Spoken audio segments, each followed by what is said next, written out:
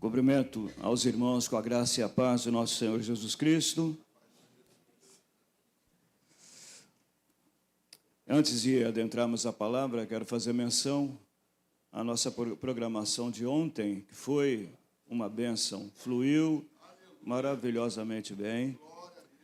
E agradecer, a todos que se empenharam para que isso viesse a se realizar. Digo a vocês que deu um trabalho tremendo para poder fechar essa parte da rua. Primeiro, nós íamos fechar aqui a Avenida Mananciais, o que eu já calculava que não seria possível, devido à logística. Teria que ir lá desde aquele sinal até o outro fechar. E aí não precisaríamos de todo esse espaço, E aí vamos fechar aqui. Olha, irmãos, vou dizer uma coisa. Quando você quer fazer as coisas dentro da lei, é uma burocracia tremenda. Teve que ir na Sete Rio, vai no Corpo de Bombeiros e tem que entrar no site aqui, tem que entrar ali, tem que fazer, tem que pagar. Teríamos que pagar R$ 950 para poder fazer, cumprir todos os trâmites. Mas, graças a Deus, nós tivemos ajuda, Nós tivemos ajuda de uma parlamentar que colocou os seus assessores à nossa disposição, e ela vai nos ajudar no projeto. Os irmãos sabem que eu dirijo o projeto Arte que Valoriza a Vida, que é o nosso projeto, E levar o nosso projeto à condição de utilidade pública, para que a gente possa ter mais recursos, para poder gerir o projeto. E, graças a Deus, nós não precisamos pagar esses valores, foi pago, por eles. Houve uma dificuldade porque a parlamentar é do Estado e não é da Prefeitura. E aí entra, veja só como é a burocracia, A parlamentar é de um partido diferente daquele que está do prefeito, E aí cria-se os entraves, mas, graças a Deus, nós conseguimos. Eles vieram, ficaram a festa toda aqui, para caso houvesse algum problema para estar aqui. Muito embora a gente saiba que quem está cuidando de tudo, nos guardando, direcionando, abrindo as portas, é Deus, É Deus. Nós confiamos, acima de tudo, em Deus, e Ele utiliza quem Ele quer. Mas foi uma bênção. E mais à frente nós vamos passar um dossiê acerca do projeto, como é que ele está, os atendimentos. Nós iniciamos um atendimento, Atendimento não, iniciamos um programa para os 60+. Começamos na quarta-feira, estamos vendo com a profissional para ver se a gente mantém tudo na terça, que ela é psicomotricista, ela atende as crianças, neurodivergentes, e também atende aos 60+, faz o trabalho com 60+. Já tivemos alguns irmãos que participaram, mas é franqueado a todos, Pedimos uma colaboração a título de contribuição, no valor por mês de R$ 35 a R$ 50. R$ 50, por quê? Porque todos os profissionais que aqui vêm, eles recebem, O trabalho para as crianças é gratuito. Alguns pais contribuem voluntariamente, como mantenedores, para poder manter o atendimento, porque, se não fosse assim, nós já teríamos fechado. E nós estamos trabalhando e, graças a Deus, está evoluindo. Nossos profissionais são de primeira linha, profissionais altamente competentes, e o resultado tem sido maravilhoso. Agradecemos a Deus por isso. Amém? Muito bem, mas louvamos ao Senhor, e você sabe que quando a gente louva ao Senhor, nós falamos com Ele e Ele fala conosco, porque Deus fala conosco através dos louvores. Afinal, Ele habita no meio dos louvores. Mas, nesse momento, nós iremos adentrar a palavra de Deus. Vimos aqui que tivemos uma escola dominical maravilhosa, dissertando, eu vi, sobre temas até escatológicos. E eu gosto muito de pregar trazer uma mensagem textual mas também uma mensagem temática. E é dessa linha que nós vamos discorrer hoje. Nos tempos antigos, eram colocados no alto da torre os vigias. Esses vigias eram chamados de atalaias. Então, eles ficavam observando. Qualquer menção de perigo, eles tocavam a trombeta. E havia toques específicos, né? Toque de trombeta para convocação, toque de trombeta para um alerta, né, para que todos se posicionassem e ficassem vigilantes. Havia toque de trombeta para uma adoração, para a celebração. E a trombeta era o famoso shofar, que era a trombeta feita de chifre de carneiro, porque é interessante, né, sentidos figurados, né? O chifre de carneiro, ele simboliza poder. Então, é o toque do poder, né? Evidentemente, poder de Deus. E assim também nos posicionamos nos dias de hoje. Cremos que Deus tem nos levantado muitos como atalaias para tocar a trombeta de alerta acerca daquilo que está se sucedendo no mundo e os cuidados que nós devemos ter e o posicionamento que nós devemos tomar diante da circunstância, diante do que está ocorrendo. Talvez você não perceba, mas estamos debaixo, e sempre estivemos, a igreja sempre esteve, o povo de Deus sempre esteve debaixo de ataque espiritual, guerra, batalha espiritual. E a batalha espiritual, ela ocorre de forma mais terrível no campo da mente, no campo do pensamento. E nós devemos estar alertas. Então, nós temos 2 textos bases para trabalhar nesta manhã.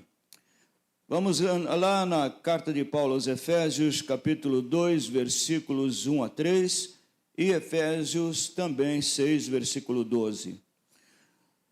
Aqui, quando nós vamos lá em Efésios 2, versículo 2, a palavra nos diz: Ele vos vivificou, estando vós mortos nos vossos delitos e pecados, nos quais andaste outrora, segundo o curso desse mundo, segundo o príncipe da potestade do ar, do espírito que agora atua nos filhos da desobediência.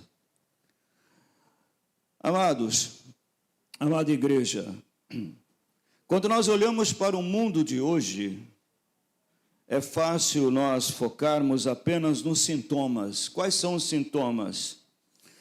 A inversão de valores, a destruição das famílias, a ansiedade crônica nos jovens, até nos jovens, o esfriamento da fé. Esses são os sintomas que nós observamos, nós podemos observar.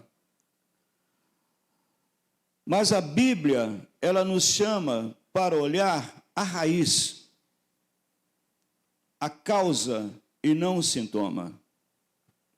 O apóstolo Paulo, ele tira a cortina, ou ele descortina o mundo espiritual e descortina o mundo natural e nos mostra que existe um sistema espiritual operando naquilo que ele chama de ar. O ar, o príncipe da potestade do ar.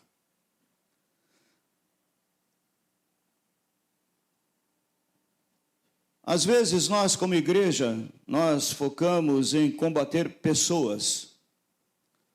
E colocamos pessoas como nossos algozes. Pessoas que estão no poder, pessoas que atuam nas escolas, faculdades. Focamos nessas pessoas como inimigos. Porém, a palavra dela nos leva a focar não na carne e no sangue, mas nos principados e potestades que habitam nas regiões celestiais. Significa que não devemos direcionar as nossas armas contra as pessoas, mas conta aquilo que está operando na vida dessas pessoas, naquilo que está operando no oculto, que está operando nas mentes, nos corações. E Efésios nos dá um diagnóstico. Esse diagnóstico que nós acabamos de ler aqui agora, capítulo 2, versículo 1 e 2, que eu vou repetir. Ele vos vivificou, ou seja, nos deu vida, porque antes estávamos mortos nos nossos delitos e pecados. Mas, através de Jesus Cristo, a nossa fé depositada nele, nós fomos vivificados, ou seja, estávamos mortos, mas agora estamos vivos. Fomos vivificados, isso ocorreu e ocorre através do nosso novo nascimento.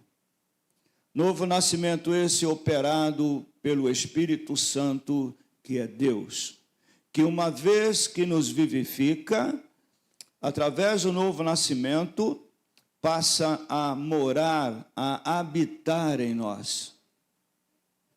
Então, por esse motivo, é que nós estamos hoje vivificados. Nós estávamos mortos e hoje estamos vivos. Outrora, ou seja, antes, nós andávamos segundo o curso desse mundo, segundo as doutrinas, segundo as orientações desse mundo. Mas hoje, nós fomos transportados das trevas para a luz. Então nós, embora estejamos no mundo, nós não pertencemos mais a esse mundo. E não estou falando mundo cósmico, estou falando mundo sistema, o sistema que opera na sociedade. Estamos inseridos ali, mas não fazemos parte. Nossos princípios e valores, ou seja, os princípios e valores que norteiam as nossas vidas são outros. Estão firmados na palavra de Deus, que é a Bíblia Sagrada. O curso desse mundo, a palavra aqui no original, no grego, é aion, que significa a corrente cultural, o fluxo, o espírito da época, é o padrão de pensamento que dita o que é certo, errado, moderno ou ultrapassado. Há um padrão de pensamento no mundo. São os conceitos do mundo. Conceitos esses relativistas, hedonistas. Conceitos esses que colocam o prazer acima de tudo. Conceitos esses que trazem o relativismo, onde o certo passa a ser errado e o errado passa a ser certo, não havendo assim um padrão absoluto no mundo, uma verdade absoluta no mundo. A verdade no mundo ela é relativa, cada um cria a sua verdade. No mundo é assim, cada um vive segundo os seus conceitos, ou pensam que estão vivendo segundo os seus conceitos, porque na verdade eles não estão vivendo segundo os conceitos deles, mas segundo conceitos que são introjetados em suas mentes pelo príncipe da potestade do ar. E eles pensam, eu penso assim, eu ajo assim, porque eu sou assim, não.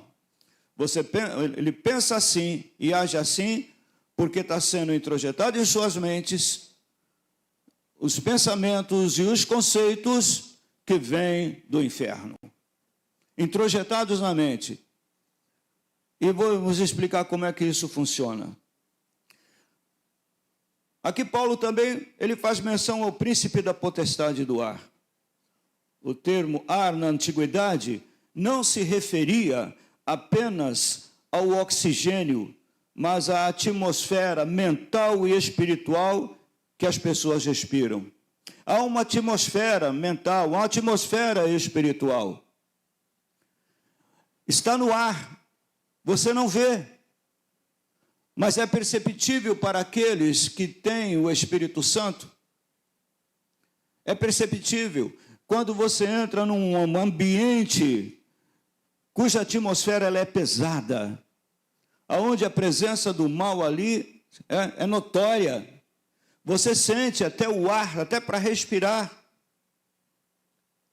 Por quê? Porque essa potestade, ela atua no ar.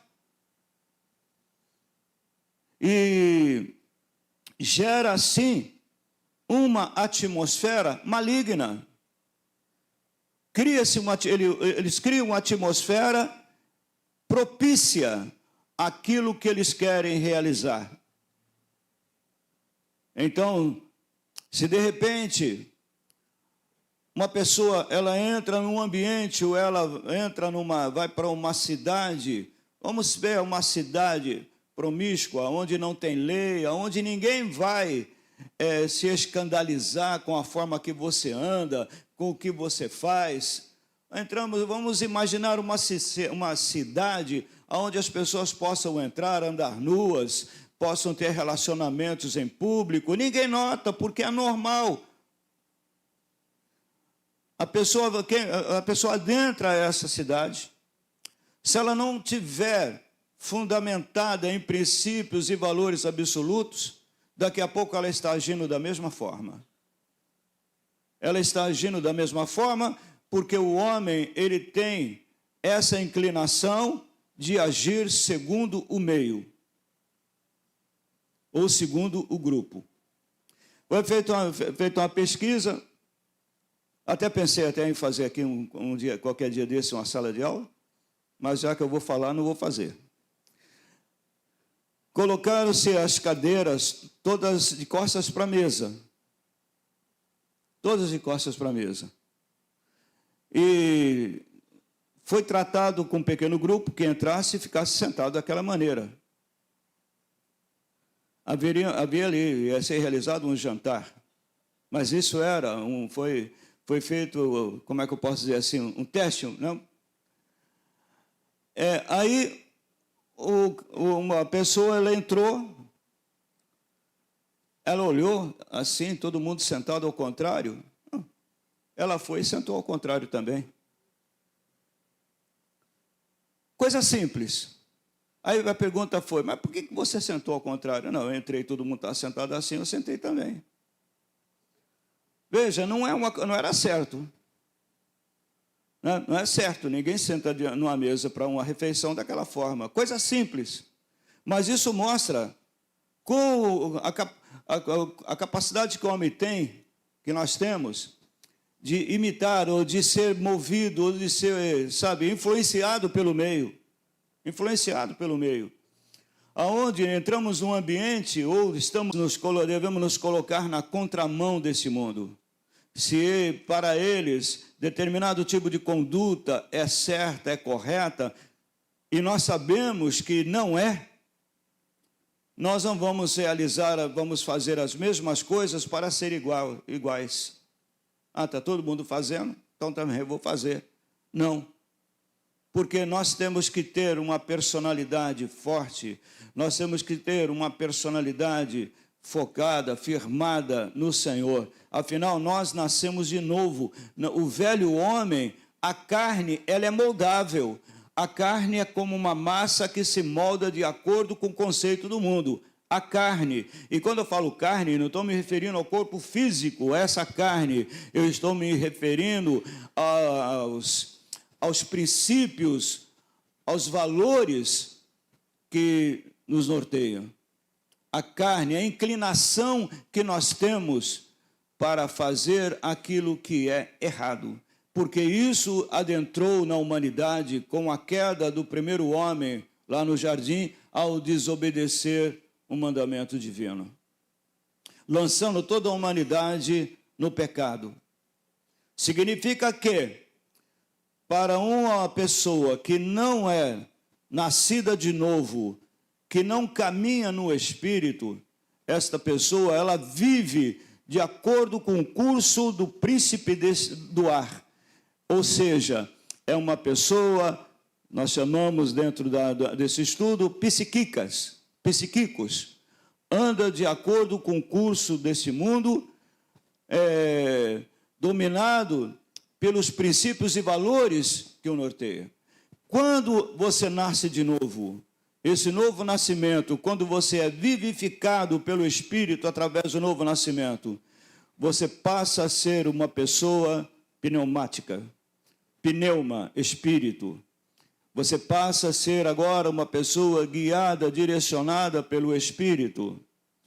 Porque o teu espírito, que é a porta de entrada e comunicação com o mundo espiritual, até então dominada pelo mal, agora, através do novo nascimento, é vivificado e é novamente conectado com Deus, através da operação do Espírito Santo. Então ele vem, ilumina, você nasceu de novo, você agora é iluminado pelo Espírito, iluminada pelo Espírito. Hoje, certamente, o que deve reger a minha e a sua vida não é mais este mundo com seus valores e princípios, não é mais a carne, mas sim o Espírito. Porém, há o perigo de nós que nascemos de novo, que nós que somos filhos de Deus, cristãos, não cristãos nominais, religiosamente falando, mas sim novas criaturas, há o perigo de nós darmos lugar à carne, porque ainda travamos uma guerra interior, que é a luta do espírito contra a carne contra o espírito. É uma luta para poder fazer prevalecer os princípios e valores de Deus contra os princípios e valores ditados pelo mundo. Porque o inimigo, Satanás, esse príncipe que opera no ar, ele estimula o que tem de pior no homem. Ele estimula os prazeres mundanos. Ele estimula ao ódio, ele estimula, ao preconceito, ele estimula aquilo que está lá no coração do homem. Nós temos a tendência, muitas vezes, de discriminar, nós temos a tendência de julgar, nós temos a tendência de fazer isso. E aí ele entra e ele estimula isso. E aí, ao estimular, uma vez que nós não estamos alimentados pela palavra, uma vez que nós não estamos conectados com Deus através da oração, aí nós falhamos e damos lugar à carne. Quantas vezes já não demos lugar à carne? Pense quantas vezes você já não deu lugar à carne. Foi um momento de vacilou. Porque esse momento foi o momento em que nós não estávamos vigilantes. Por isso a palavra diz: vigiai e orai. Não estávamos vigilantes, caímos na teia. Porque o que está operando, o que opera no ar, não aqui dentro, mas no mundo, lá fora, é a operação do erro. Aqui dentro do ambiente de celebração e adoração, não pensem vocês que ele não tenta operar, tenta sim. Ele tenta, ele opera. Eu estive observando esses dias que as pessoas que estão do lado do mal, do lado do inimigo, raramente elas se dividem e atacam uma outra. Não atacam uma outra. Vamos pegar, por exemplo, uma sociedade, uma ordem que não é mais secreta, e o que eu estou falando não tem problema porque não é secreto, como a maçonaria. Nenhum maçom ataca o outro. Se tem um maçom, ele está numa religião, e o outro maçom está numa religião contrária, um não ataca o outro. Se um maçom comete um delito, o outro maçom vai e procura ajudá-lo e não traz o problema à tona. Você não vê isso. Você não vê isso nem no campo da política. Agora você vê isso no lado daqueles que diz que estão do lado do bem. Aí você vê. Você vê que daqui a pouco um ataca o outro, você fala, espera aí. Aí daqui a pouco aquele estava apoiando, não está mais apoiando, todo no mesmo lado. Mas como pode uma coisa dessa? Do outro lado ninguém fica atacando um ao outro, mesmo que cometa erro. Desse lado aqui, um ataca o outro e expõe diante... Meu Deus, você vê no nosso lado. Você vê no nosso meio. Você vê no nosso meio crentes que vão às redes sociais para atacar outro. A igreja que usa as redes sociais para atacar outra. Líderes que usam a rede social para poder atacar outro. É como se estivesse dando um tiro no pé. É como se estivesse dando munição ao inimigo. E o inimigo aplaude. Mas por que isso acontece no nosso meio? E não acontece do lado de lá? Porque nós somos oposição ao mal, ao inimigo. Então, a melhor maneira que ele tem para poder enfraquecer é entrar no meio e causar a divisão. Na igreja. Ora, nós somos chamados a viver em comunhão e unidade. Nós somos chamados a ajudar aquele que está caído a se levantar. Nós somos chamados a exortar no amor aquele que estiver errando. Não é chegar com o dedo em riste condenando, não, mas chegar, orientar, abrir os olhos. Acorda, o que você está fazendo está prejudicando você, prejudicando a sua vida espiritual. Falar em off. Primeiro, a Bíblia orienta. Se teu irmão errar, vá até ele, converse com ele. Se ele não te ouvir, leve mais um contigo. Se ele não te ouvir, leve à igreja. Mas é tudo dentro, sem escândalo. Porque o propósito e o princípio é manter a comunhão e unidade. Não é passar mão, passar pano no erro, não. Mas também não é pegar o erro e jogar lá, para, sabe, fazer do erro a porta de entrada para o inimigo entrar e causar uma confusão tremenda. Mas não, isso não acontece, muitas vezes no meio da igreja, não estou falando da nossa, estou falando no sentido geral. Porque o príncipe que opera no ar, ele não vai fazer entrar na igreja uma pessoa e ela se declarar, eu sou ateu, e começar a tentar jogar um contra o outro, que não vai conseguir. Ele não vai chegar e falar assim, eu sou um satanista, e tentar jogar um contra o outro, porque ele não vai conseguir. Mas então o inimigo usa outro meio. Ele usa outro meio, introjetando entre nossos pensamento e coração, sentimentos, pensamentos contrários, pensamento de discriminação, sabe? Às vezes cria em nós um sentimento de perfeição. Eu sou assim, eu não tolero o erro, amém por isso. Eu não tolero o mal, amém por isso. Mas daqui a pouco está jogando nos cantos, não estou dizendo isso aqui, no sentido geral, está nos cantos falando mal do outro, está simplesmente querendo destruir uma vida do outro, dando lugar ao orgulho, dando lugar, né, ao egoísmo. Espírito que opera no ar, o príncipe, né, que opera no ar, é que causa tudo isso. Então, Satanás, ele não precisa possuir fisicamente cada pessoa.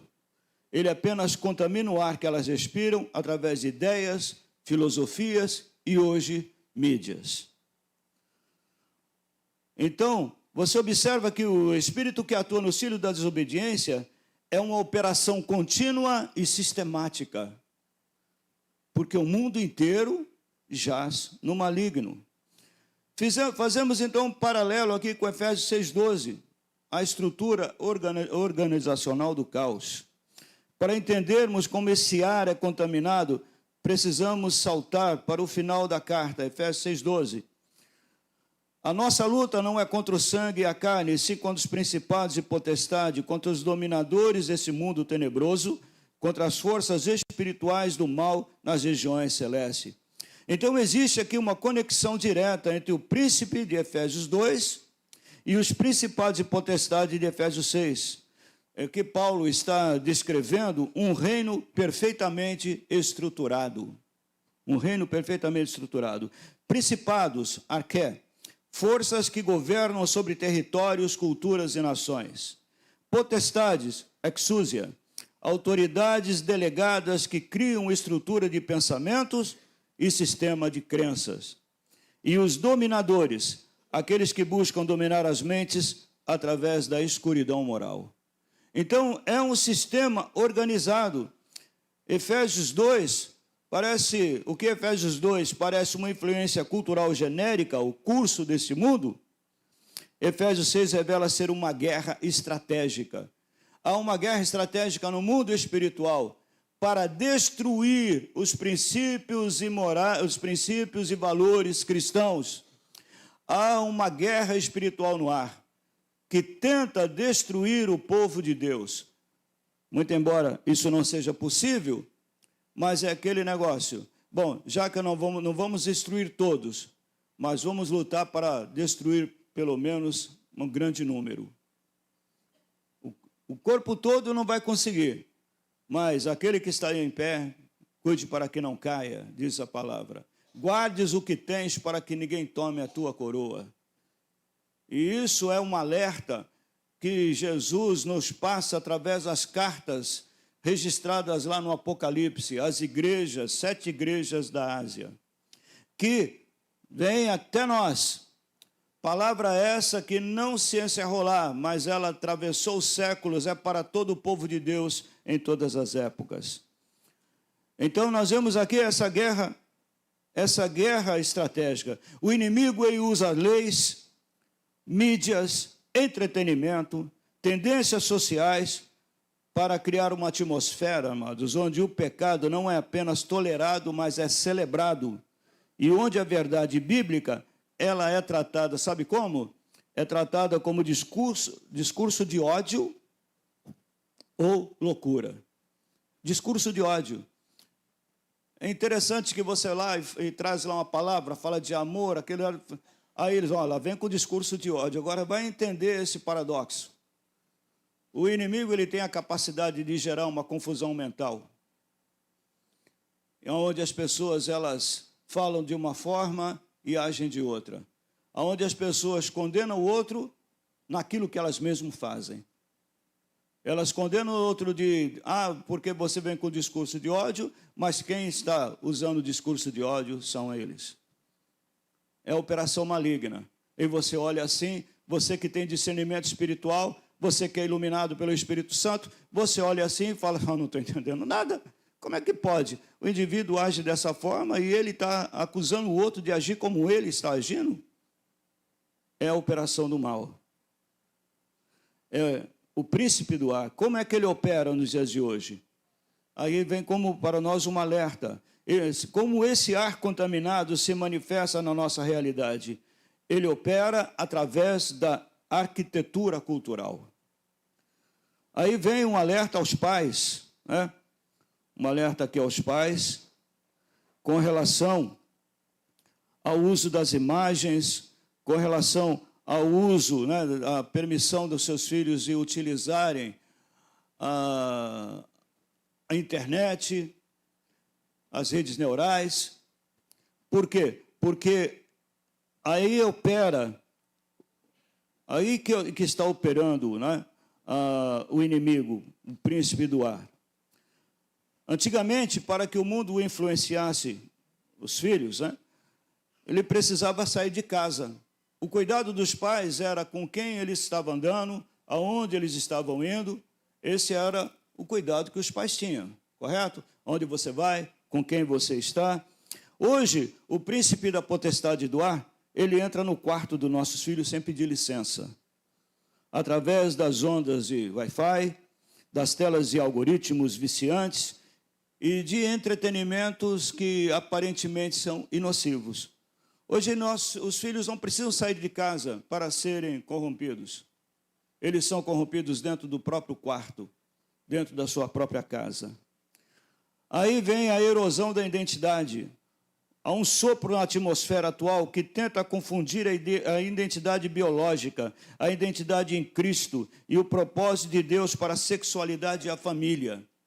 Há esse sopro na atmosfera para confundir a identidade biológica, aonde o menino ele se acha menina e a menina se acha menino, e isso tudo, aí você fala assim, bom, mas é criado dentro de casa, muitas vezes é criado, como podemos dizer, a igreja, mas não basta simplesmente vir à igreja, aprender na escola dominical, mas chegar em casa e não ter essa vigilância. É necessário que aquilo que eles aprendem na igreja seja também trabalhado em casa, consolidado em casa. Se isso não acontecer, e outro detalhe, os pais, o pai é o sacerdote do lar, os pais são responsáveis por isso, para poder, muitas vezes, aquelas dúvidas que na escola dominical não deu para explicar ou para tirar, que os pais estejam atentos a isso. Porque se chegarmos muitas vezes para algum jovem adolescente e perguntarmos a ele acerca da salvação, se eles sabem do que eles são salvos e por que são salvos, muitos não vão saber explicar. Salvos de quê e para quê? O que é santidade? O que é santificação? Não vão saber. Sabem gravar o que foi dito. Mas o porquê, temos que trabalhar em cima do porquê. Trazer à luz a verdade. É a mesma coisa que eu digo, você pode ler a Bíblia de Gênesis a Apocalipse, gravar tudo. Está tudo gravado, decorou. É aquele que a gente falava na escola do meu tempo, decoreba, né? Decorou. Mas entendeu? Compreendeu? Não. Por quê? Vou te dizer uma coisa, eu não conheço nenhum doutor na Bíblia que domine totalmente. Não conheço. Porque a Bíblia é viva. Muito embora os textos que aqui estão, já estão aqui há mais de 2000 anos, mas a aplicação deles é tremenda, porque aplica-se a cada necessidade, a cada realidade diferente. O mesmo texto dá margem para várias mensagens, porque aqueles que estudam e leem a Bíblia têm que estudar e ler a Bíblia iluminados pelo Espírito Santo. Porque os autores da Bíblia, eles foram inspirados, mas o intérprete da Bíblia, ele é iluminado. Porque o Espírito Santo está em nós. Iluminado. Aqui vem a questão também da doutrinação sutil. Desenhos animados, sérios e influenciadores digitais tornaram-se os novos púlpitos da potestade do ar. O objetivo é anestesiar a sensibilidade moral das crianças para que elas achem normal o que Deus chama de anormal ou abominação. E o alerta aqui é a igreja, o perigo da assimilação. O maior perigo para a igreja não é a perseguição externa, mas a assimilação interna. É quando começamos a respirar o ar do mundo e trazemos seus métodos e valores para dentro do santuário. Como isso? Evangelho antropocêntrico. O espírito desse mundo prega o eu, o centro, hiperindividualismo. Se a igreja pega um evangelho focado apenas no bem-estar humano, no entretenimento, na prosperidade egoísta, ela já foi contaminada pelo ar desse século. A mensagem é antropocêntrica. A mensagem tem que ser cristocêntrica. A mensagem tem que trazer à luz a verdade. Ela tem que ser uma mensagem apologética, que fala da defesa, a defesa da fé, como nós devemos nos posicionar nesse mundo em que estamos vivendo, mundo esse tenebroso, onde nós já vimos que é dominado pelo príncipe da potestade do ar. E outra, a perda do temor. Você sabe que quando falamos em santidade, viver em santidade não é viver fechado dentro de um invólucro de vidro, não. Viver em santidade é viver no temor de Deus. Quando você tem temor a Deus, e não é medo, temor é respeito, é honrar, é gratidão. Temor envolve isso. Quando você tem temor a Deus, você tem prazer de estar bem com Ele, de estar com Ele. Toda a sua vida passa a ser até norteada, passa a ser norteada pelo Espírito Santo de Deus. Passa a ser norteado pela palavra. Porque santidade é temor a Deus. Aliás, é o princípio da sabedoria. Temor a Deus. Respeito, gratidão, honra. A partir desse momento, nós nos tornamos sensíveis. Agora, a insensibilidade faz com que nós venhamos perder o temor a Deus e passamos a viver o segundo curso do príncipe da potestade do ar, do inimigo do povo de Deus. A conclusão, como vencer essa atmosfera? Lembre-se de onde você está sentado. Efésios 2, versículo 6. Deus nos ressuscitou e nos fez assentar aonde? Nas regiões celestiais em Cristo Jesus. Espiritualmente, a igreja, ela está acima do príncipe da potestade do ar. Príncipe da potestade do ar significa atmosfera. Uma atmosfera dominada pelo mal. É por esse motivo que na nova criação, tudo vai ser purificado pelo fogo. Vai ser purificado pelo fogo. Então, nós estamos assentados acima. A igreja está acima da potestade do ar. Nós não estamos embaixo sobre a influência. Nós não podemos descer as escadas espirituais e nos colocar embaixo, sabe, debaixo da influência do príncipe que domina esse mundo. Nós estamos acima.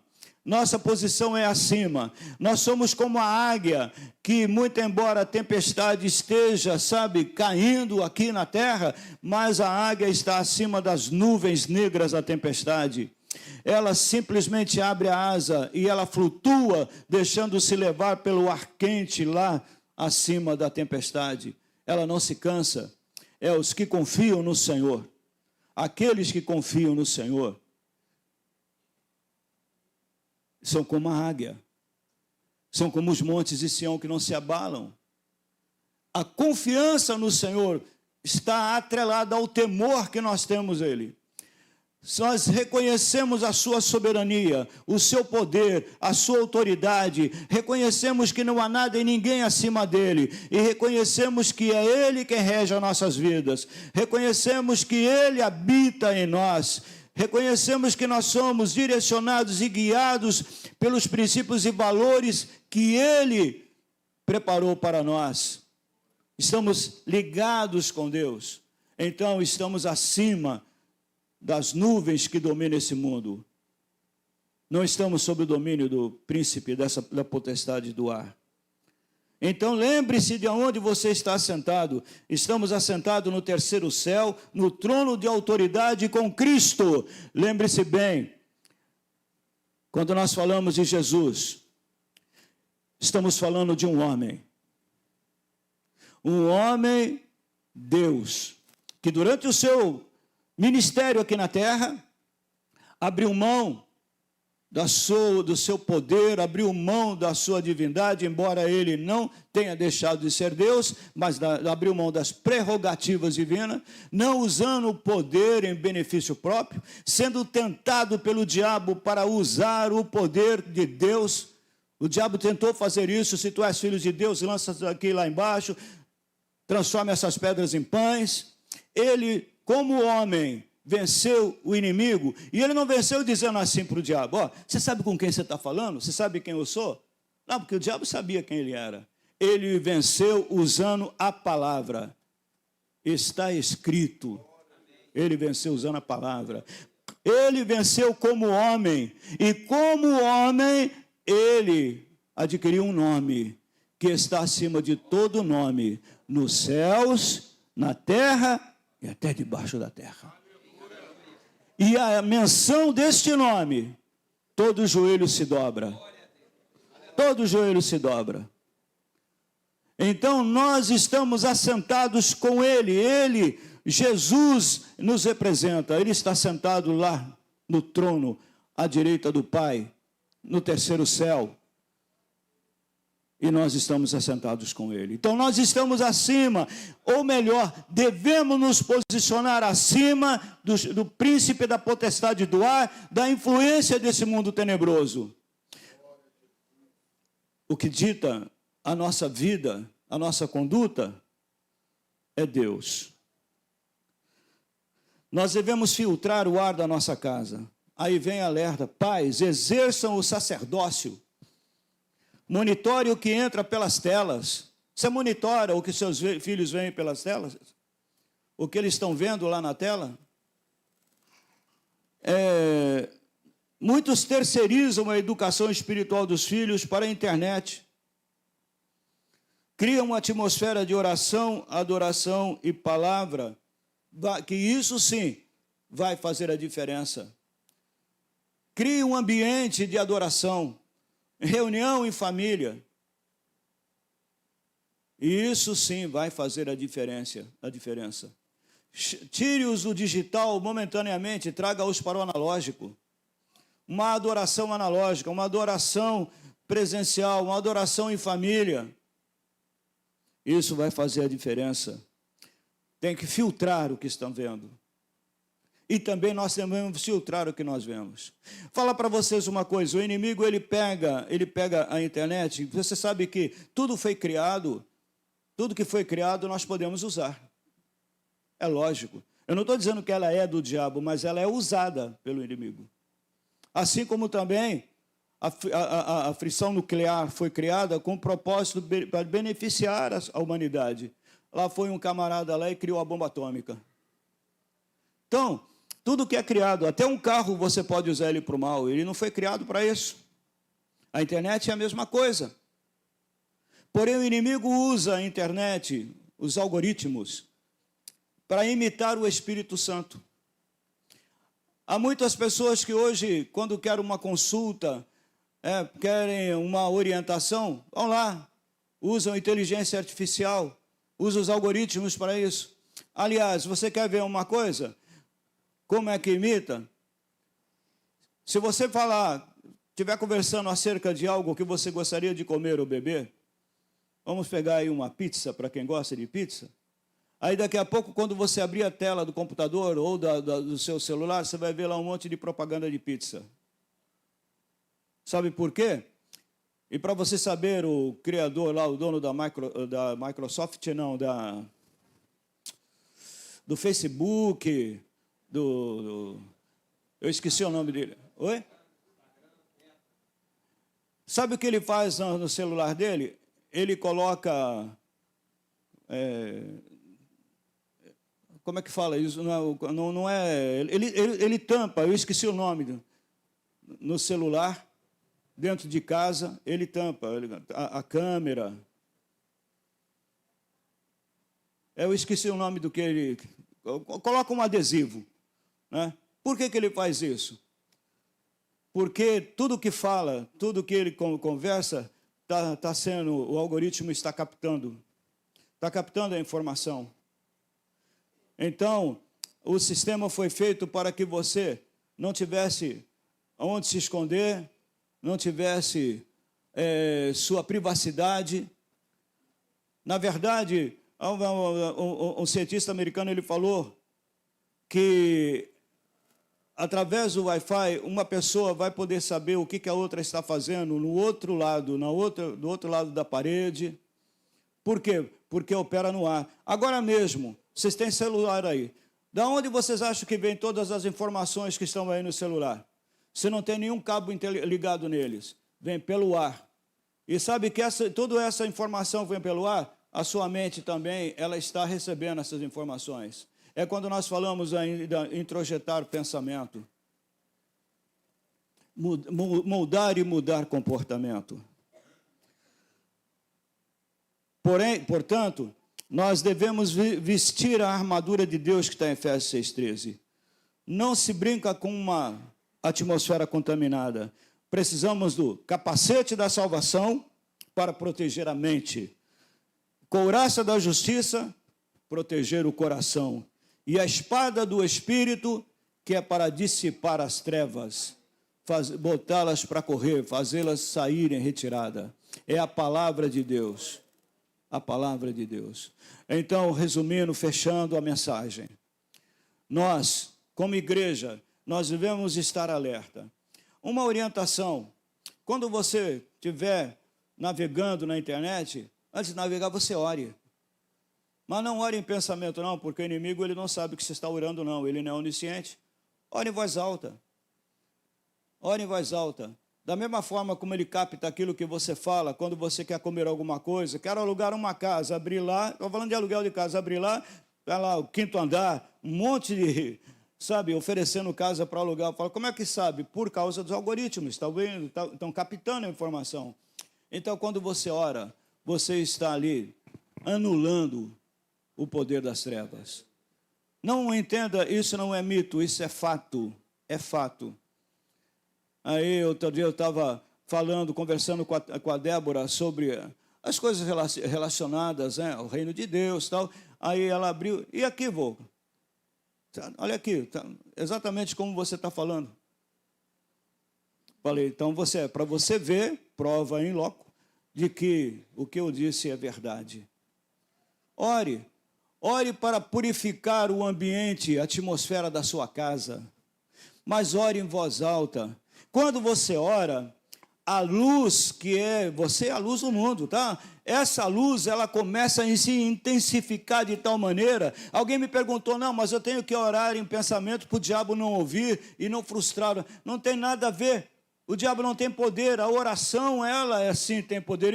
O inimigo não quer que você ore. Mas quando você ora, essa comunicação com Deus, ela cria, sabe, uma atmosfera divina. Ela dissipa as trevas, querido. A sua luz, ela brilha, ela passa a brilhar intensamente. E trevas não suportam a luz. Então, a oração na sua casa, a oração em voz alta mesmo. Não tem problema. Há lugares que você vai orar em pensamento, num ambiente público, né? Onde você não vai começar a orar em voz alta, ali você ora em pensamento. Claro, e Deus que tudo vê, conhece o seu coração, Ele vai ouvir a sua oração. Mas dentro da sua casa, ore em voz alta. Declare que a tua casa é do Senhor. Declare que os teus filhos é do Senhor. Ore em voz alta. E você vai ver o resultado disso. Amém? Vamos nos colocar de pé.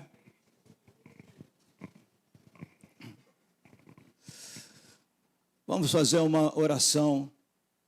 Você pode declarar nesta manhã que você é a luz do mundo. Porque Jesus que falou, vós sois. Então você tem que fazer essa declaração, se posicionar. Então diga, você é nascido de novo? Você recebeu Jesus Cristo como seu Senhor e Salvador? Detalhe, se alguém ainda não entregou a sua vida a Jesus, pode fazer aqui nesta manhã. Ele está aqui para te receber de braços abertos.